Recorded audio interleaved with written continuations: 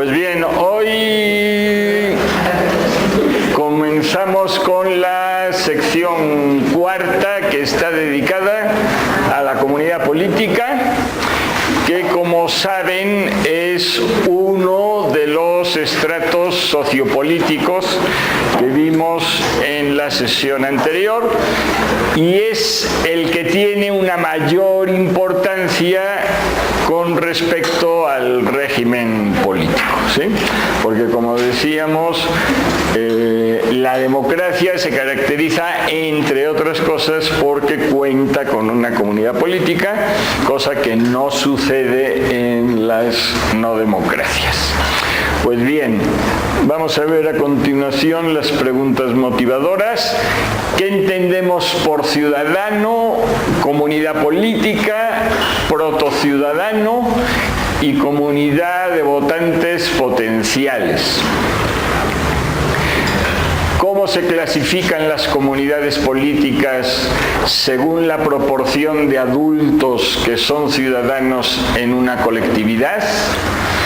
Y por último, ¿cuáles son los hitos respecto a los derechos políticos en la historia mexicana de los últimos siglos? Pues vemos la siguiente, que es ver esto mismo, el contenido de esta sección, pero no a partir de preguntas, sino de la división temática. Esta sección contiene 4 diapositivas centrales. Las 3 primeras son teóricas, al dedicarse a definir ciertos términos relacionados con la comunidad política y a proponer una clasificación de comunidades políticas. La 4ª diapositiva aplica los conocimientos teóricos anteriores para establecer algunos de los hitos más importantes en la historia de México respecto a la extensión de las comunidades políticas de este país. Y comenzamos con la primera de las diapositivas centrales. La vemos primero completa y después pasamos a las notas. Que se trata, como siempre, en un inicio de definiciones, ¿no? Vamos a definir los términos, los 5 términos que se señalan a continuación: ciudadano, ciudadanía, comunidad política, protociudadanos y universo de votantes potenciales. Estos 2 últimos conceptos no usuales, pero que, como vamos a ver, pues sí son necesarios para la aplicación que vamos a hacer de este concepto. Ciudadano, persona con derechos políticos cuyo ejercicio exige la vigencia de los derechos civiles involucrados en las características de la democracia, en especial los de expresión, reunión y asociación de los opositores. Es decir, personas con derechos civiles. ¿Qué se entiende por eso? Es lo que viene entre paréntesis. Por lo pronto, los de participar en las decisiones colectivas al votar y ser votada en elecciones democráticas. Esos serían los 2 derechos básicos políticos, el de votar y el de ser votado. Y se dice después a continuación, cuyo ejercicio exige la vigencia de esos derechos civiles de expresión, reunión y asociación. Efectivamente, para poder votar en elecciones democráticas es necesario que las elecciones sean competidas, es decir, que haya más de un candidato por el que votar, que sean libres, Y eso no puede suceder si no se garantizan los derechos de expresión, reunión y asociación, porque pues ¿cómo puede haber un candidato de oposición si no se les ha permitido expresarse, reunirse y asociarse para proponer a ese candidato? Entonces, esos derechos civiles van totalmente vinculados con los derechos políticos. Señalábamos el otro día, y lo reitero para quienes no estuvieron, que entendemos por participar vemos este concepto en un sentido restringido, duro, que se refiere a participar en la toma de decisiones, ¿no? Bien a través de votar a quién, por quién debe tomar las decisiones, bien participando directamente en esa toma de decisiones colectivas.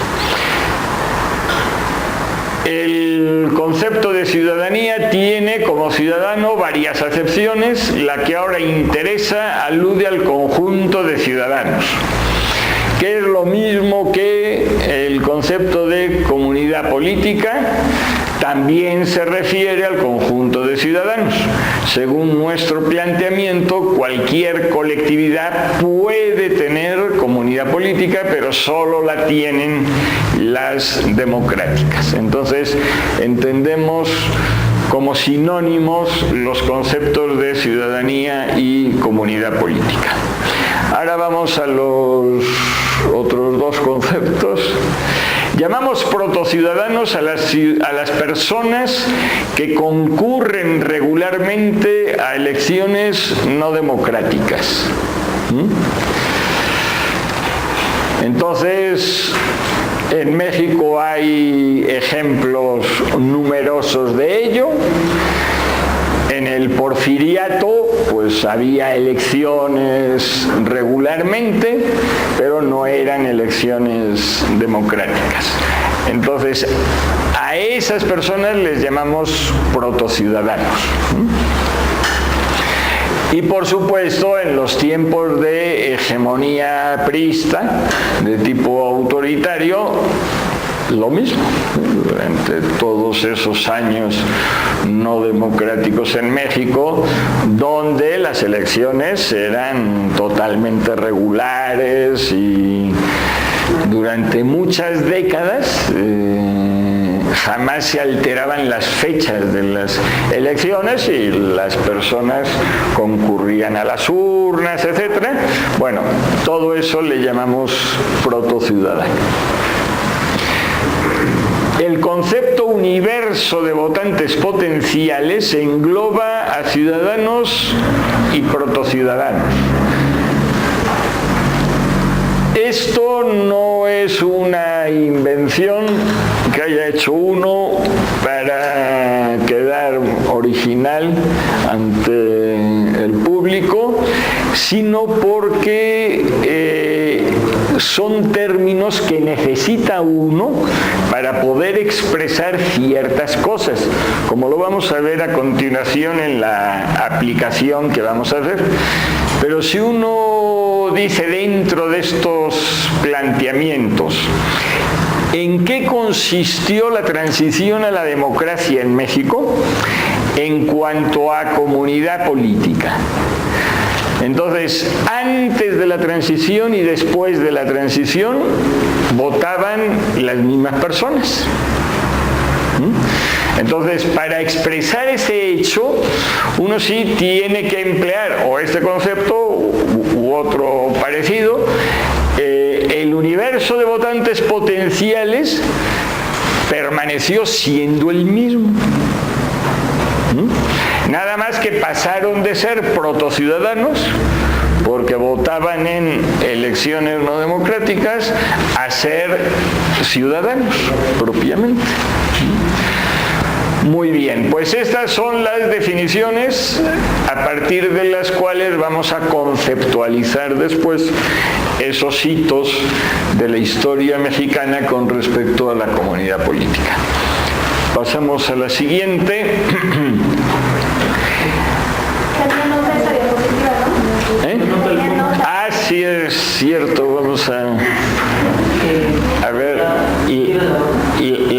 sí, después de todas las diapositivas, vemos la nota.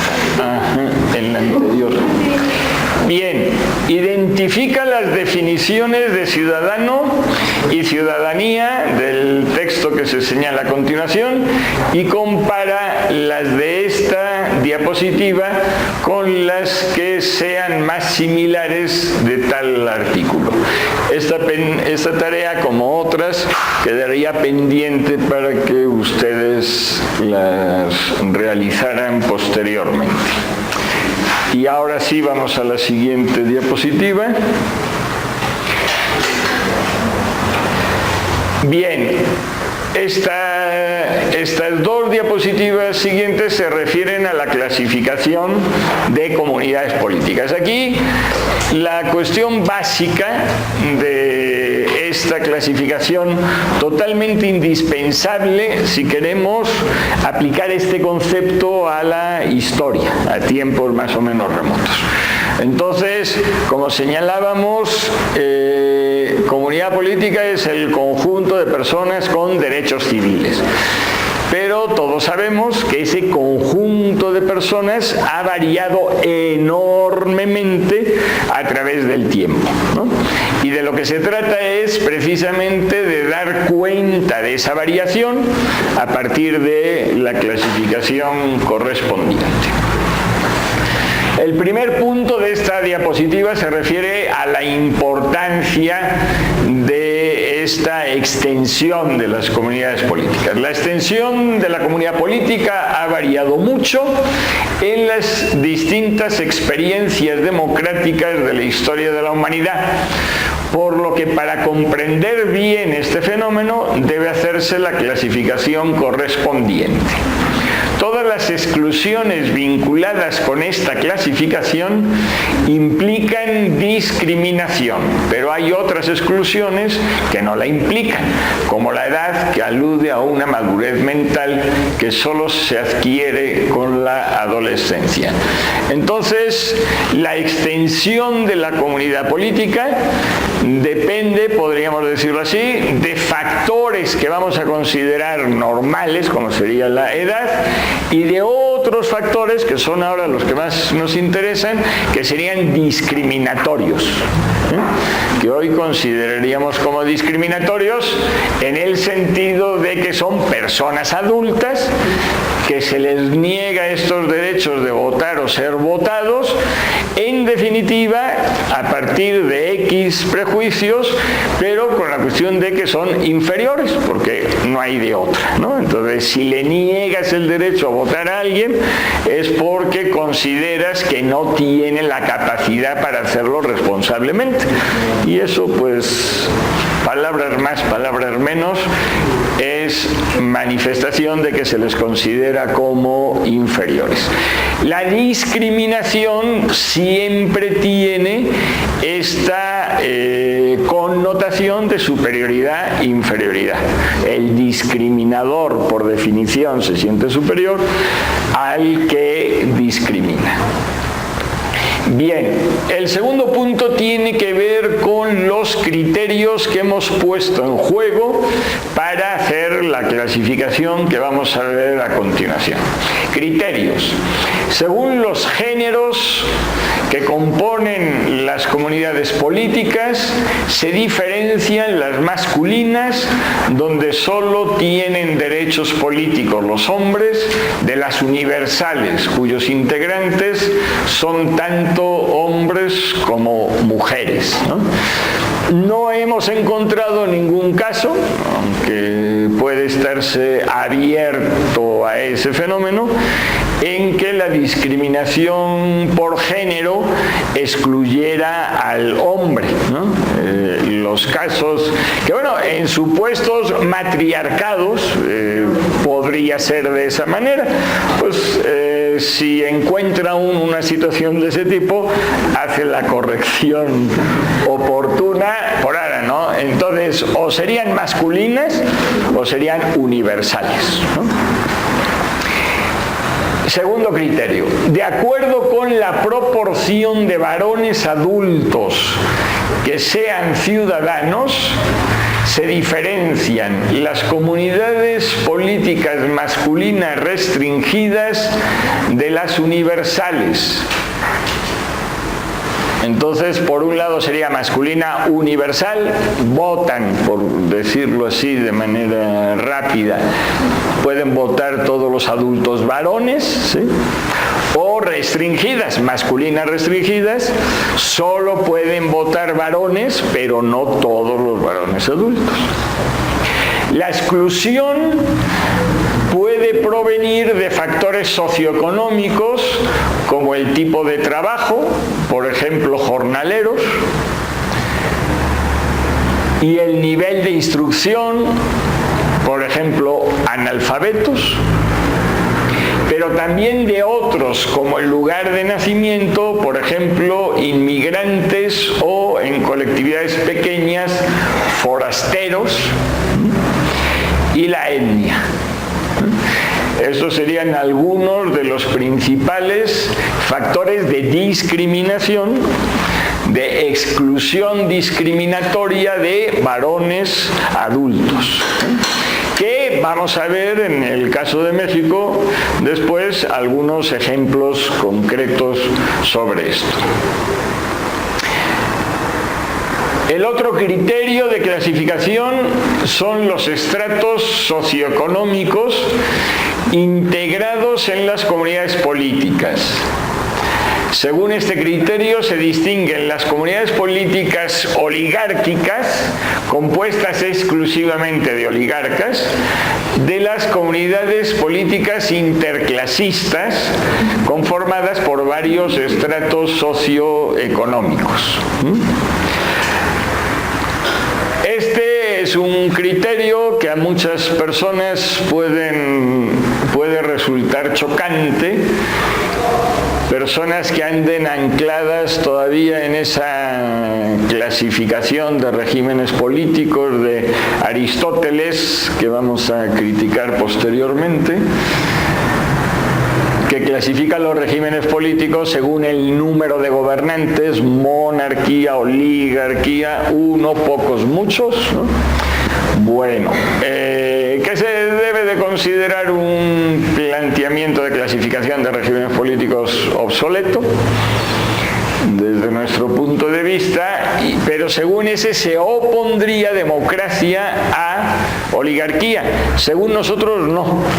Puede haber una comunidad política y por lo tanto una democracia oligárquica, estrictamente oligárquica. La única cuestión que es una democracia entre unos poquitos, que son los oligarcas.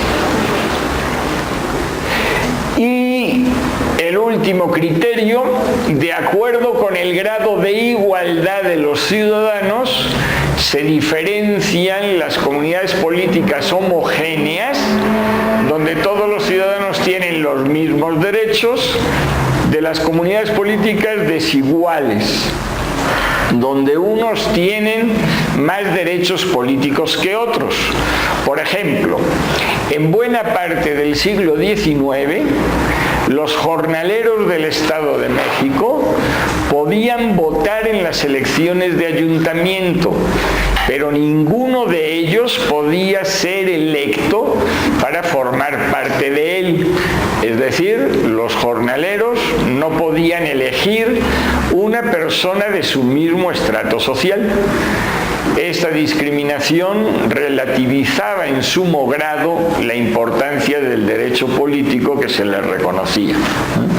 Entonces, a este tipo de comunidad política le llamamos desiguales. Hay personas que tienen derecho a votar, pero no a ser votado.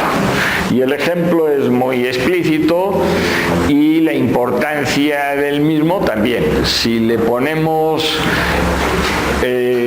la importancia numérica de los jornaleros, que en ese entonces giraba en torno al 70%, pues entonces el 70% de la población podía votar, pero no podía votar por ninguno de ellos, ¿no? Tenía que votar por alguno de otro estrato social, pues más o menos vinculado con la oligarquía. Los mismos criterios, esos mismos 4 criterios, pueden aplicarse a las protocomunidades políticas y por tanto a los universos de votantes potenciales. Absolutamente lo mismo. El hecho de que se les llame protocomunidades políticas o comunidades políticas depende de cómo califiquemos al régimen político. Si lo calificamos de democrático serían ciudadanos, comunidades políticas, y si no serían proto-ciudadanos, ¿no? Bien, vamos a las notas de esta diapositiva, que es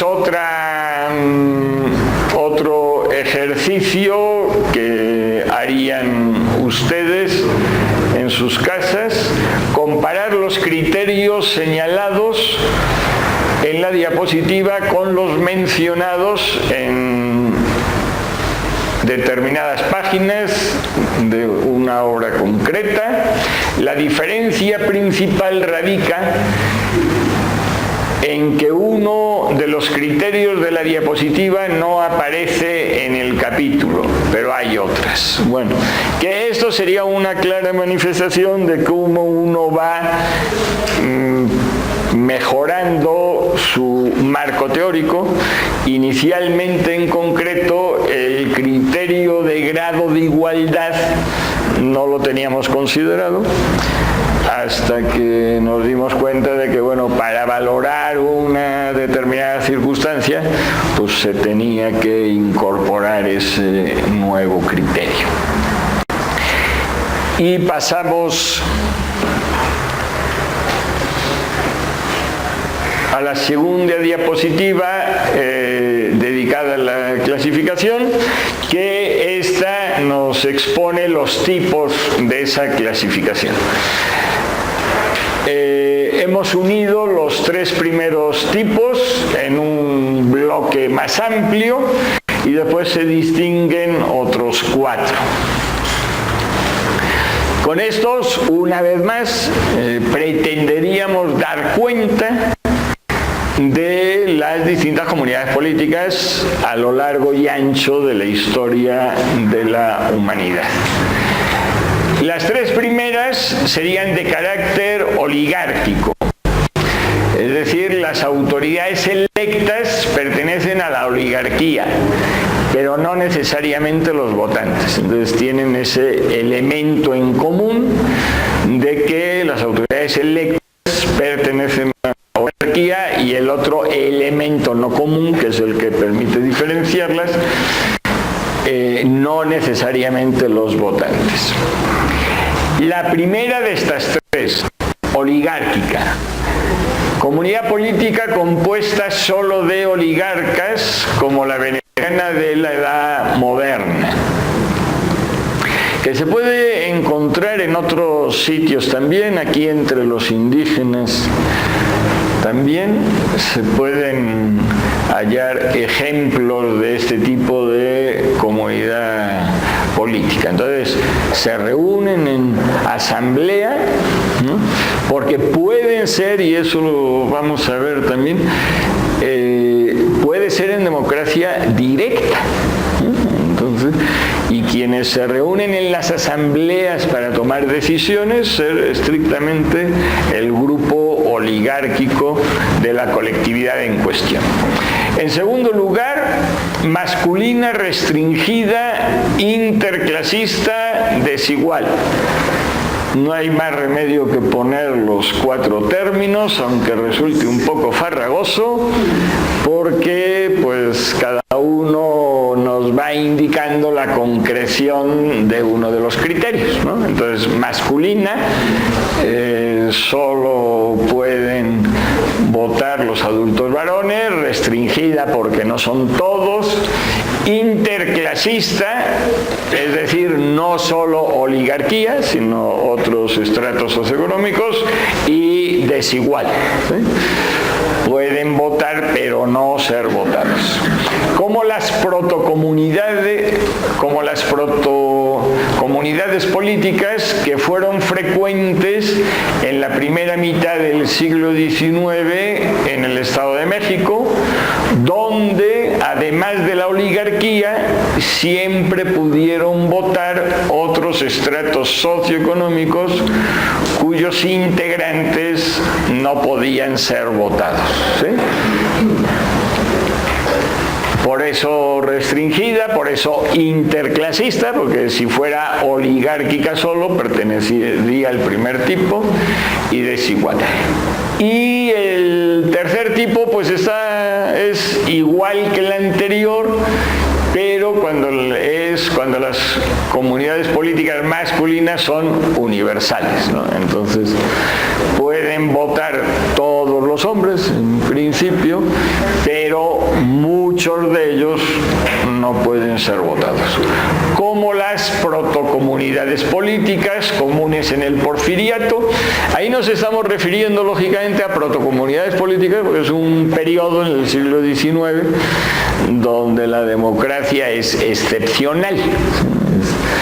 Entonces, si uno se quiere referir genéricamente, pues es más protocomunidad política que comunidad política propiamente. Como las protocomunidades políticas comunes en el Porfiriato, en el Estado de México, donde la casi totalidad de los ciudadanos, incluidos jornaleros y analfabetos, podían votar, pero no ser votados. Pasamos ahora a las que no serían de un estricto carácter oligárquico, es decir, que aquellos que pueden ser votados no pertenecen a la oligarquía, no solo pertenecen a la oligarquía. La primera, masculina restringida, interclasista, igualitaria. Pues como la segunda que vimos antes, masculina restringida, interclasista, pero en lugar de desigual, igualitaria. Como la de Atenas de la antigüedad, donde se reconocían los derechos políticos de los atenienses, ricos y pobres. De ahí el interclasismo, pero no se le reconocía a ninguna mujer, por eso masculina, tampoco a las atenienses, a los inmigrantes metecos. La palabra meteco ha sido traducida más frecuentemente como extranjero, pero creo que la traducción más exacta sería inmigrante, porque era gente que ya estaba asentada en Atenas. Ni a los esclavos, ¿no?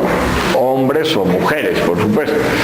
Entonces, masculina, restringida, porque metecos y esclavos estaban fuera, interclasista, porque no era solo la oligarquía, e igualitaria, y sí, porque ricos y pobres atenienses tenían en principio los mismos derechos políticos, podían votar y ser votados.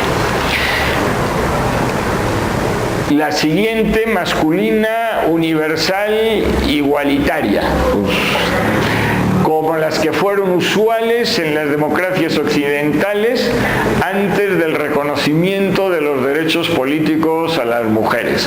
En la segunda mitad del siglo XIX fueron frecuentes, podían votar y ser votados todos los varones adultos. La siguiente, que es importante y que muchas veces no caemos en la cuenta de ella, no la vemos, sería la etnocéntrica o colonial, con discriminación étnica y o colonial, como en Estados Unidos hasta la década de 1960, y discriminando a la mayoría de la población, el apartheid sudafricano. Poner a estos dos países juntos en ese sentido, pues no deja de tener su interés. Bueno, esta es una comunidad política donde participan hombres y mujeres adultos de la etnia o la metrópoli que ejerce el poder, ¿no? Entonces, cuando el Imperio Británico tuvo una comunidad política universal que incluía a las mujeres en sus colonias ¿no? Ni hombres ni mujeres. Entonces, por lo general, esta cuestión étnica y colonial van juntas.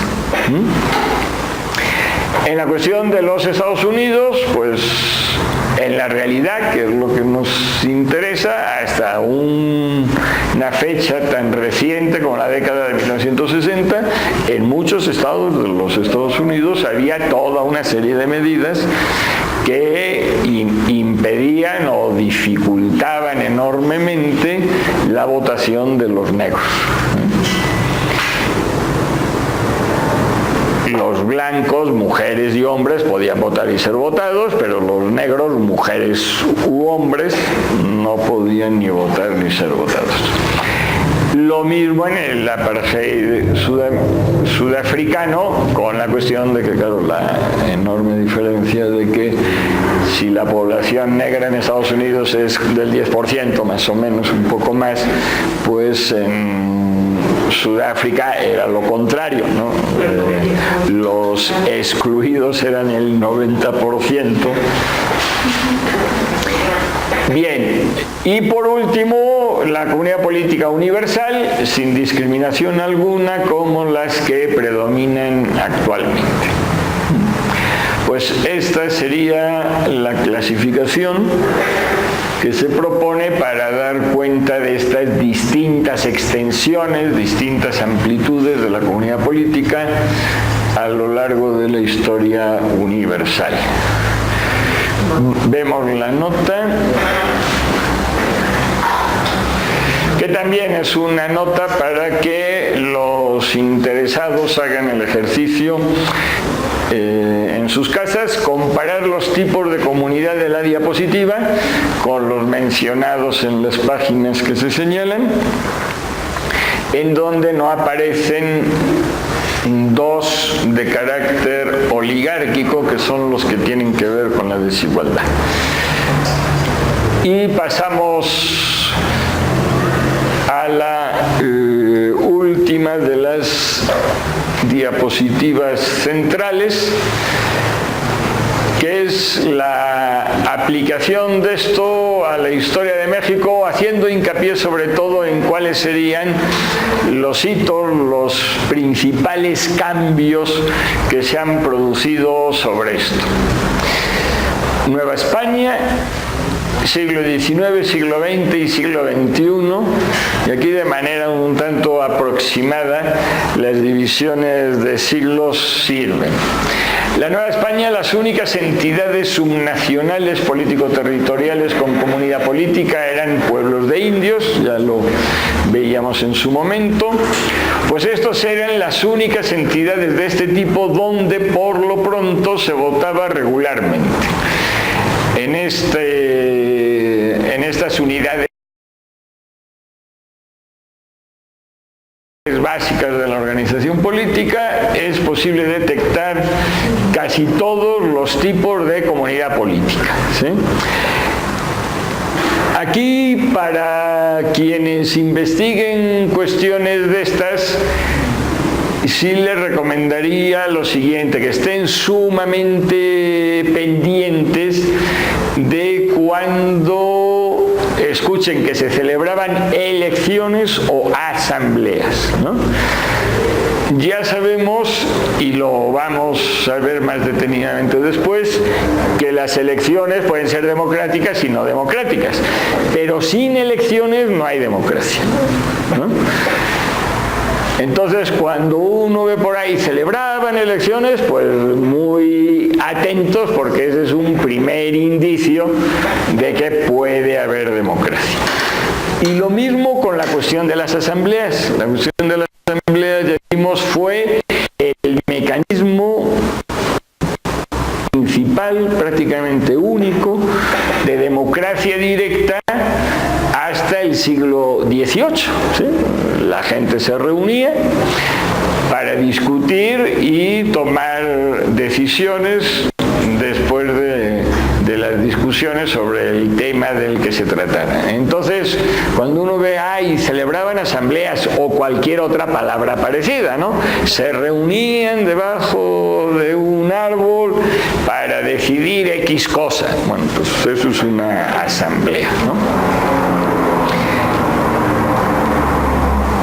Y con la Nueva España, pues la cuestión es eso, que elecciones regulares, tal, solo se celebraban en los pueblos de indios, ¿no? Todas las otras entidades subnacionales político-territoriales, los corregimientos, las alcaldías mayores, el virrey, la audiencia, nada de eso era electo, ¿no? Y las localidades de españoles, como señalábamos en otra exposición, tampoco. Entonces, pues, fue básicamente la democracia que pudiera haber estaba en este tipo de entidades.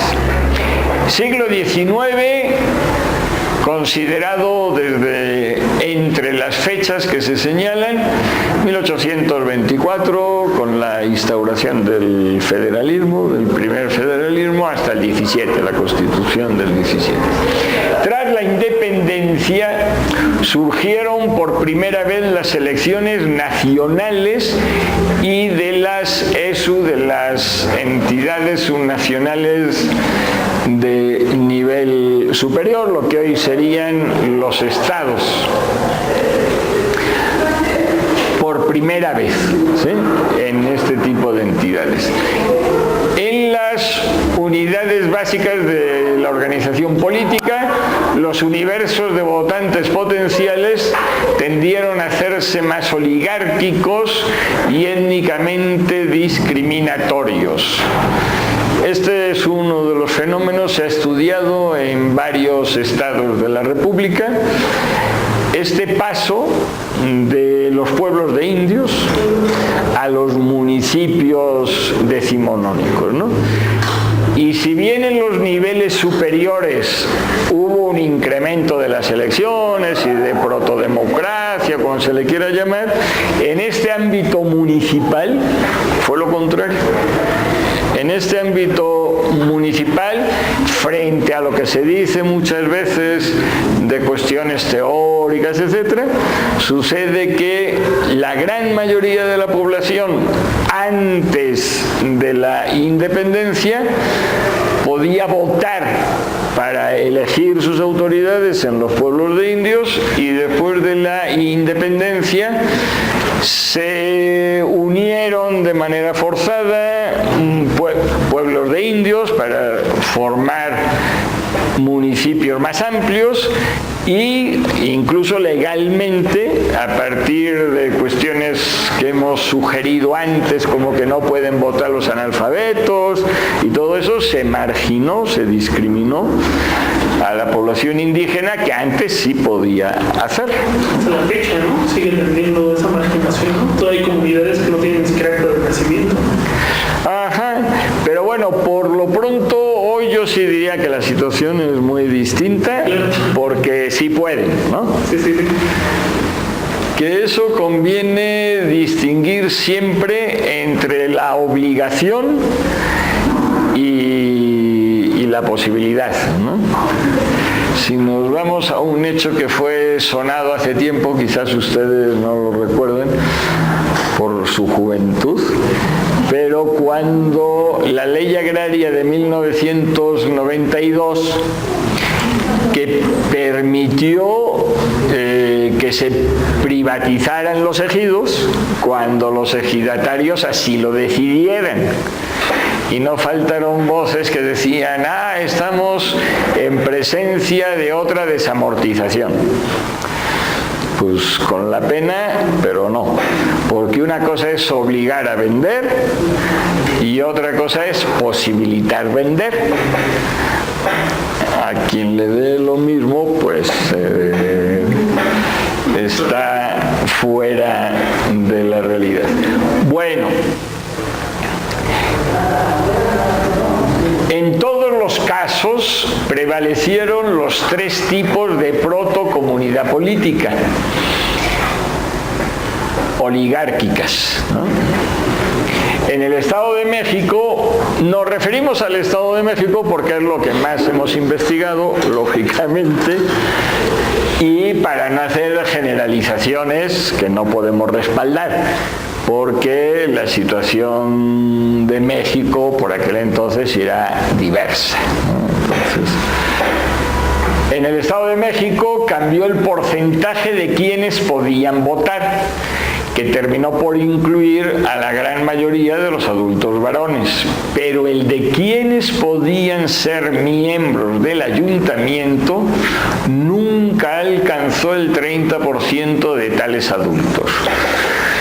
Esto es impresionante porque se pone de manifiesto prácticamente casi con las mismas palabras desde la primera ley de carácter municipal, la de 1825, de febrero de 1825, hasta la última, que creo que fue de unos años antes de la Constitución de 1917, ¿no? Entonces, solo podían ser miembros del ayuntamiento los que no fueran jornaleros de forma explícita, los que supieran leer y escribir. Algunas veces esto cambió, el presidente municipal tenía que saber leer y escribir y los regidores solo leer, por ejemplo, ¿no? Porque por aquel entonces, curiosamente, esas dos habilidades que hoy tenemos identificadas prácticamente no lo estaban tanto. Entonces sí había gente que sabía leer pero no sabía escribir. Eso es porque todos los documentos oficiales de comunicación entre autoridades son escritos por escribanos con firmas de analfabetas, que son firmas originales. Otro de los requisitos era tener bienes para mantenerse, ¿no? Entonces, sí era una cuestión de tipo oligárquico.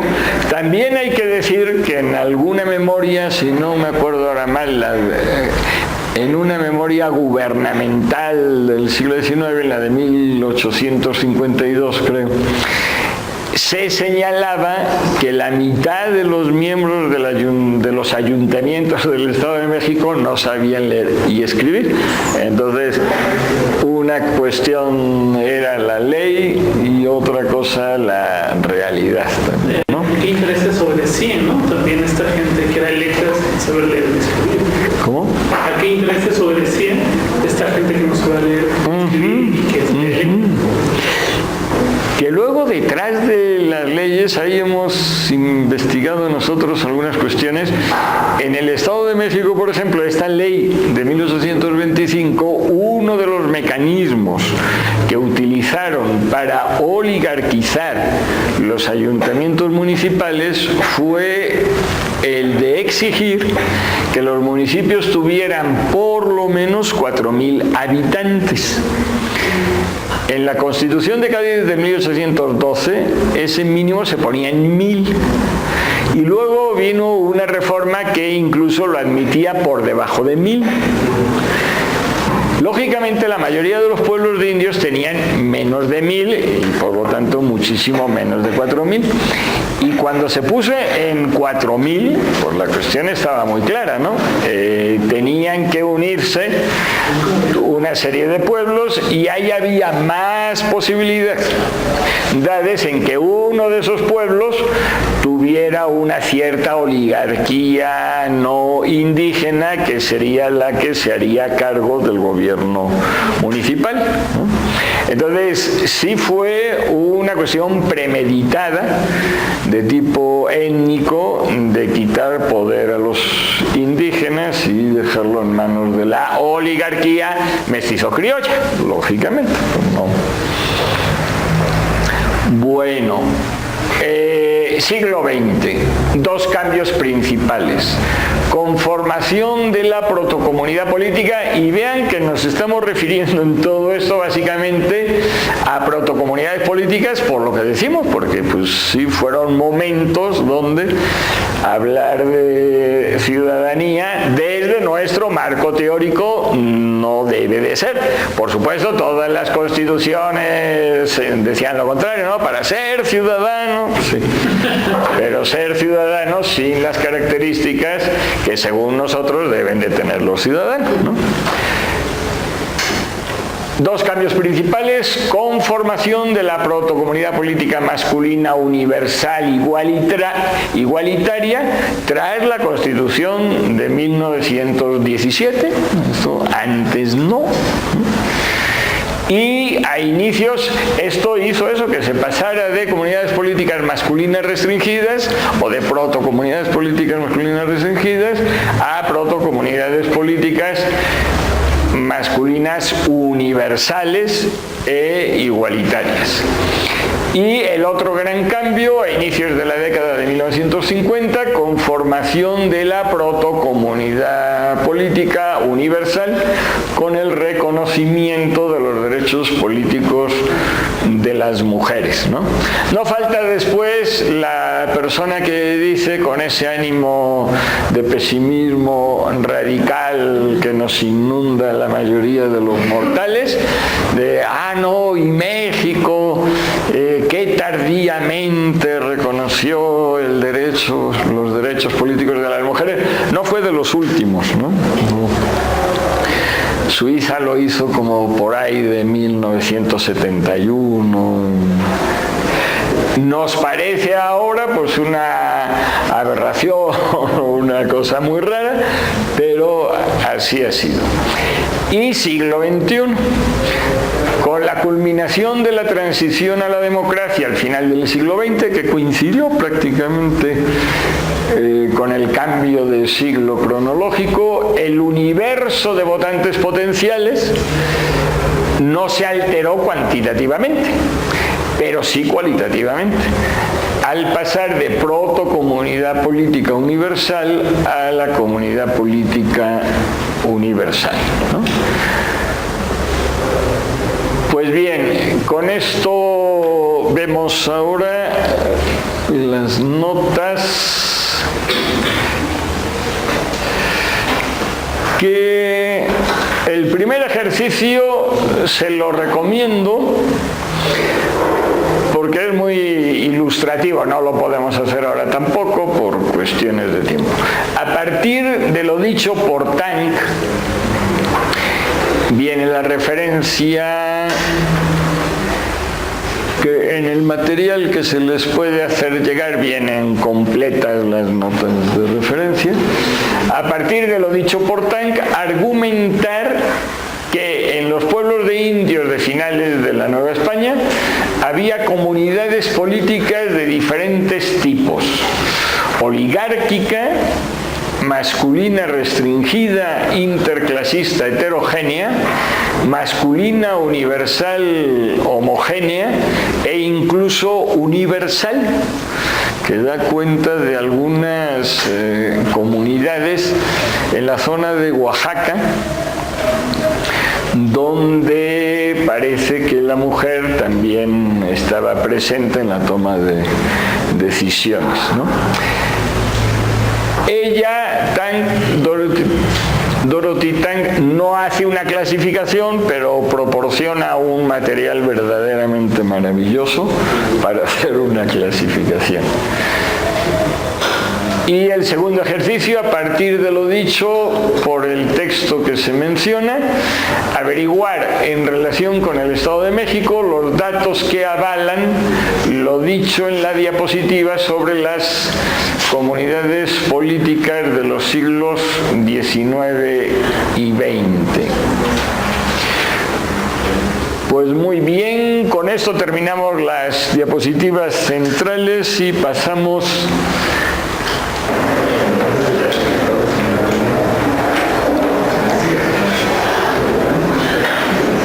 ya todo.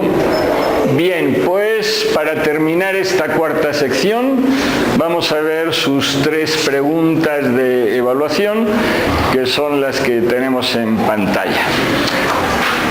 Cuando hombres y mujeres de ciertas etnias pertenecen a la comunidad política y hombres y mujeres de otras etnias no la integran, se trata de una comunidad política A, oligárquica, B, masculina, restringida, interclasista, desigual, C, etnocéntrica. ¿Cuál sería la respuesta correcta? La C. Muy bien. Segunda, algunas comunidades políticas de los pueblos de indios novohispanos eran A, oligárquicas, B, etnocéntricas, C, coloniales. La A, muy bien. Y por último, la tercera, en la mayor parte del siglo XX, el universo de votantes potenciales de México conformó una A, comunidad política universal, B, comunidad política masculina universal, C, protocomunidad política. La C. Pues, perfecto. Pues con esto damos por terminada la cuarta sección.